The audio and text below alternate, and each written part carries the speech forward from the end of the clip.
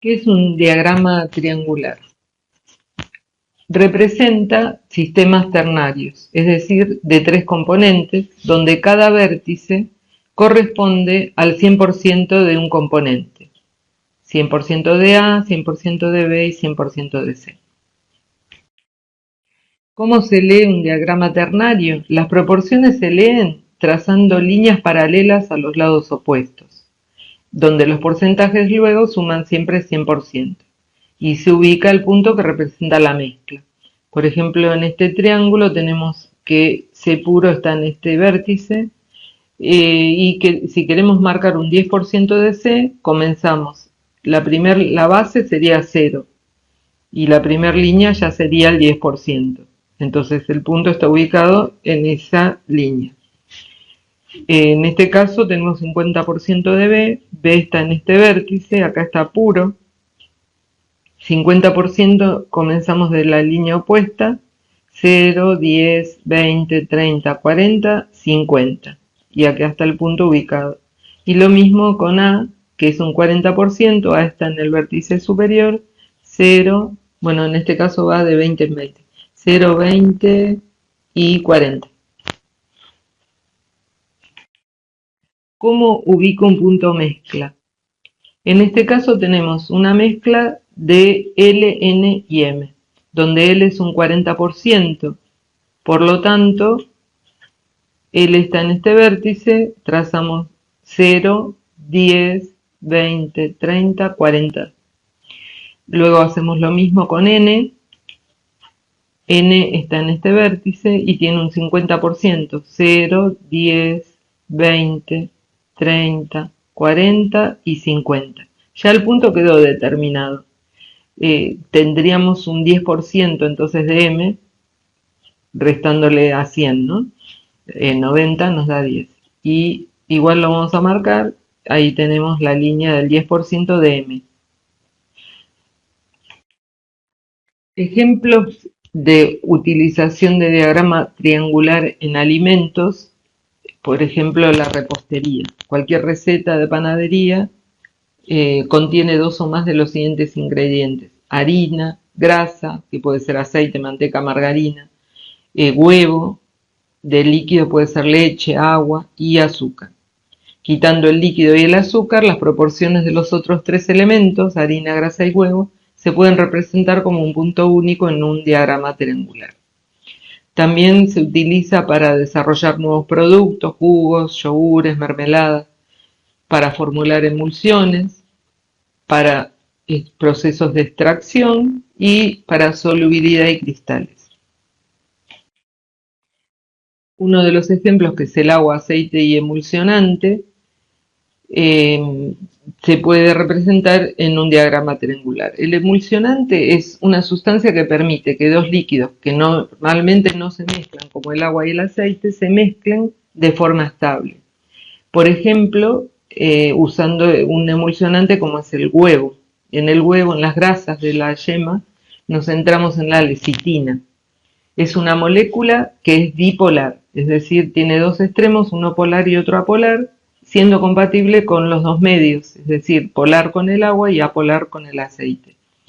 El aceite, que es la fase dispersa, está suspendida en una fase continua de agua. En este caso, por ejemplo, para obtener una mayonesa, tendríamos que ubicar la zona en el diagrama de donde va a estar el aceite entre un 65 aproximadamente y un 80%. Sería la fase dispersa, las gotitas de aceite. El agua estaría entre un 10 y un 20%, sería la fase continua. Y por último la lecitina, que es el emulsionante, entre un 1 y un 2%. En este ejemplo tenemos el agua, el etanol y el aceite, y vemos que podrían estar en un limoncello, que es un licor de limón italiano que se elabora infundiendo cáscaras de limón en alcohol, puede ser vodka, aguardiente, y luego se mezcla con azúcar y agua para equilibrar la dulzura y el contenido alcohólico. En un diagrama triangular tenemos los tres componentes. agua, etanol y el aceite esencial, que sería el limoneno, que se encuentra en la cáscara del limón. Tenemos una zona de una sola fase donde tenemos el punto P marcado. Ese punto tendría un 20% de agua, es esta línea, un 70% de etanol y un 10% del aceite esencial. Luego podemos ver que el agua y el etanol, como vemos, son solubles y también, o miscibles, y también el etanol y el aceite. Sin embargo, la solubilidad del agua en aceite, o al revés, del aceite en agua, vamos a ver, es solo del 5% y del agua en aceite es inferior a un 10%. En el diagrama también podemos ver un área en la que los componentes se separan al menos en dos fases y no se mezclan, ¿sí? Sería esta zona. Y tenemos esta región, que es la región ouso-metaestable, que es donde la composición permite la formación espontánea de la emulsión, es decir, una suspensión de gotitas de un líquido en otro.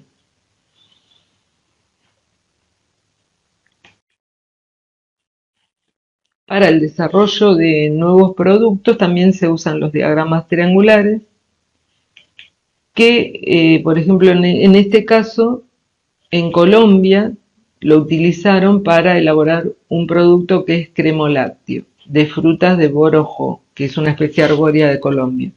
Y usaron una base de yogur y miel como fuente de glucosa y fructosa, entonces podemos ver estos puntos que son las distintas composiciones que fueron probando para desarrollar ese producto. Otro ejemplo en repostería, como habíamos mencionado antes. La repostería clásica establece que toda receta debe contener al menos un 30% de harina, no más del 50% de grasa y como mucho un 70% de huevo. En este diagrama triangular tenemos la grasa, harina y el huevo. Y acá vemos un punto, que este punto corresponde al bizcocho tradicional, donde tiene partes iguales de las tres componentes. Aproximadamente un 33,3%. Si voy hacia la izquierda me alejo del huevo, o sea tengo menos huevo y puedo obtener galletas y pastas. Al revés, si voy hacia la derecha me acerco al huevo pero me alejo de la grasa y puedo obtener un crepe. Y si solamente utilizo huevo, la clara de huevo, obtengo un merengue. En este caso tenemos marcados tres puntos que son el pan, el bizcocho y las galletas. Si trazamos, mejor dicho, buscamos cuáles serían los porcentajes, ¿sí? Vemos que para el pan tenemos de harina un 90%, que sería esta línea, y de grasa tenemos solo un 10%. Ahora hacemos lo mismo con galletas, que es este triangulito que estaríamos acá, y corresponde un 58% de harina, un 30% de grasa y un 12% de huevo. En este otro triángulo vamos a marcar la salsa holandesa, que sería el punto A, que tiene un 80% de grasa, la grasa la tenemos aquí, este es el 80%, un 20% de huevo, 0, 10, 20, y acá nos queda determinado el punto A. Luego vamos con el punto B, que es el postre inglés. En el postre inglés tenemos un 33% de harina, un 17% de grasa y luego nos quedaría el 50% de huevo.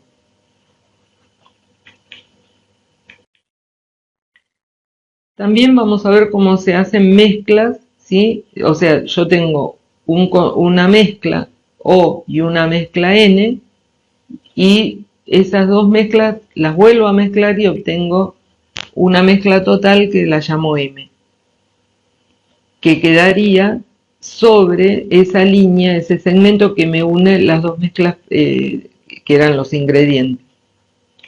A ver, por ejemplo, con el fin de crear un nuevo producto, mezclamos 100 gramos de la masa E con 200 gramos de la masa F y queremos averiguar cuál es la composición de la mezcla.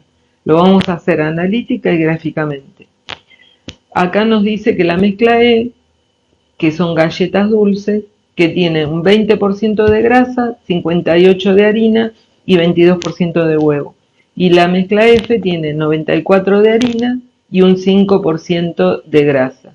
O sea que tiene en total 99%, el 1% correspondería al huevo. Bien, entonces, primero vamos a marcar las dos mezclas iniciales. Tenemos de grasa un 20%, que sería esto, para la E, 20% de grasa. Después tenemos de harina un 58% y luego tenemos un 22% de huevo. Este sería el punto E. Luego tenemos el punto F, que es un 94% de harina, un 5% de grasa y el resto que era el 1% de huevo. O sea que estaríamos aquí con esa línea. Bueno, ahí tenemos las dos mezclas iniciales. Ahora las unimos y ese segmento representaría al total, o sea, a E más F. Yo quiero ver dónde quedaría el punto mezcla en el diagrama. Para ello me fijo qué cantidades tengo de las dos mezclas. Tengo 100 más 200 gramos, tengo 300 gramos. Entonces, un divisor podría ser 100 de 300 y de 200. Quiere decir que yo lo que voy a hacer, voy a dividir ese segmento en 3 partes iguales. Ahí tengo las 3 partes iguales. Cada parte va a representar 100 gramos. Y ahora, usando la regla de la palanca, voy a marcar los 100 gramos de la masa E. Lo marco empezando del extremo opuesto a donde estaba el punto E. Quiere decir que aquí este segmento correspondería a la cantidad de E. Y el otro segmento, que sería F, que también eran 200 gramos, pero lo voy a marcar desde el extremo opuesto. 100, 200, llego al mismo punto. Este punto es el punto mezcla total.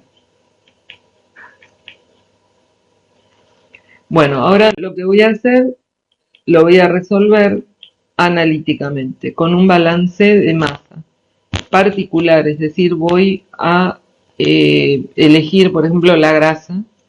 Entonces, me fijo cuánta grasa tengo en la mezcla E. Tengo un 20% sobre 100 gramos, 0,20 por 100 gramos, más la grasa contenida en F, que era del 5%, 0,05 por los 200 gramos. Y eso va a ser igual a los 300 gramos, que es la masa total, por el porcentaje que va a haber en la mezcla resultante. De aquí despejo y me da que tiene un 10% de grasa. Hago otro balance, por ejemplo, para el huevo. Tenemos en el huevo un 22% de los 100 gramos de E y tenemos un 1% de los 200 gramos de F. Y eso nos va a dar 300 gramos por el porcentaje de huevo en la mezcla total o final. Despejando nos queda un 8% de huevo. Por lo tanto, hasta ahora tengo 18%, se lo resto a 100 y me da el porcentaje de harina, que sería de un 82%. Si lo marcamos estos porcentajes en nuestro diagrama triangular, vemos que obtuvimos lo mismo analíticamente que gráficamente. Bueno, hasta acá llegamos.